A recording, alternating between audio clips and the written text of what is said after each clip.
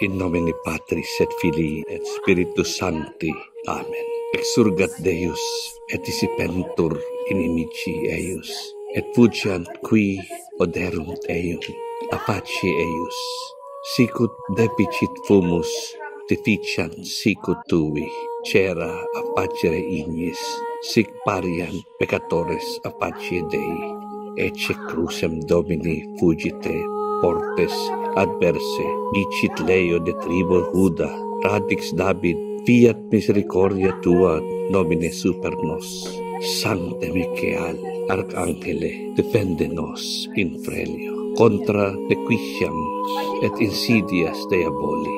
Esto presidium imperet illi Deus, supplices deprecamur duque princeps militiae celesti, Satanam aliosque spiritus malignos, qui ad perditionem animarum pervegantur in mundo, divina virtute in infernum detrude. Amen. Exorcismos te omnis immunde spiritus, omnis satanic potestas, omnis infernales adversari, omnis legio, omnis congregatio, et secula diabolico, in nomine et virtute Domini nostri Iesu Christi, eradicare et refugiare ad Dei Ecclesia, ab animabus ad imaginem Dei conditis ac pretioso divini, agni sanguine redentis, non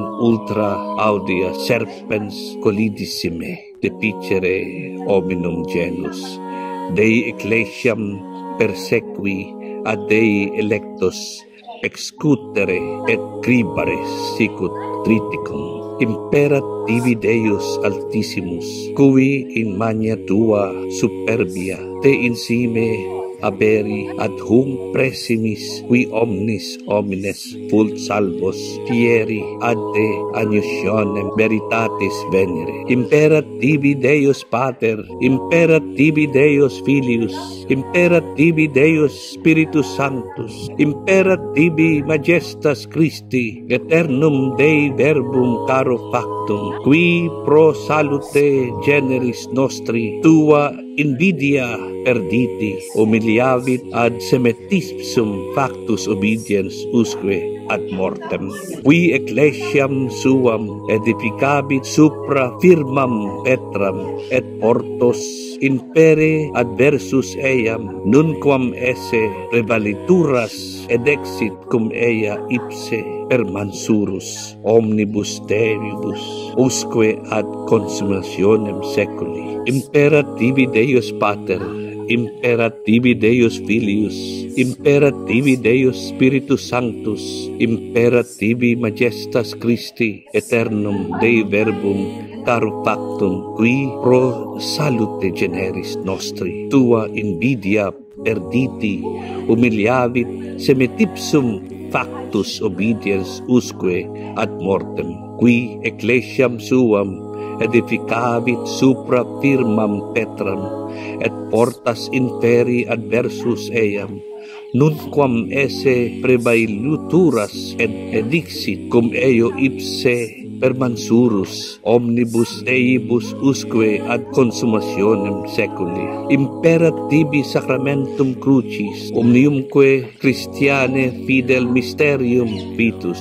Imperat tibi excelsa Dei genitrix Virgo Maria, que superbissimum caput tuum a primo instanti immaculate sue conceptionis a sua humilitare contrivit. Imperat tibi fides sanctorum apostolum Petri et Pauli et ceterorum apostolorum. Imperat tibi martyrum sanguis ac pia sanctorum et sanctorum omnium intercessio. Ergo Draco maledicte et omnis legio diabolica adjuramus te per Deum vivum, per Deum verum, per Deum sanctum, per Deum qui sic dixerit mundum, ut filium suum unigenitum daret, ut omnis qui credit in eum non periat, sed habeat vitam aeternam. Cessa decipere humanos creaturas, iisque eterne perditiones, venenum propinare, decine ecclesia nocere, et eius libertati loquerus incere. Vade Satana, inventor et magister omnis fallaciae, hostis humanae salutis, da locum Christo in conihil inveniste de operebus tuis, da locum ecclesia uni sancte catholicae et apostolicae, quam Christus ipse acquisivit sanguine suo, humiliari sub poteri manu Dei, contremice et effuge, invocato ad nobis sancto et terrible nomine Iesu, quen imperi tremut, cui virtutes celorum et potestates et dominationes subjecte sunt, quem cherubim et seraphim indefisis vocibus laudant, dicentes: Sanctus, Sanctus, Sanctus Dominus Deus Sabaoth. Domine exaudi orationem meam, et clamor meius ad te veniat. Oremus.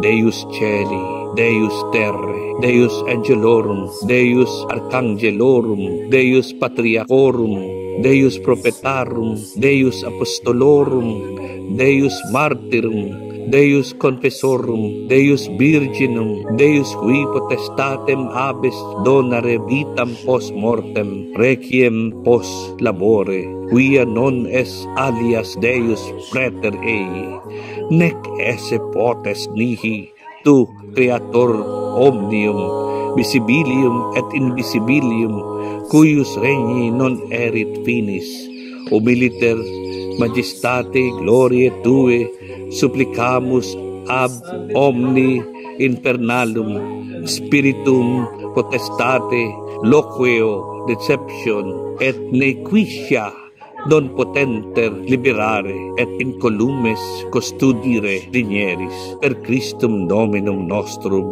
Amen. Ab insidiis diaboli libera nos Domine, ut ecclesiam tuam secura tibi pacias liberate servire. Te rogamos audenos, ut inimicos sancte ecclesia humiliare digneris. Te rogamos audenos.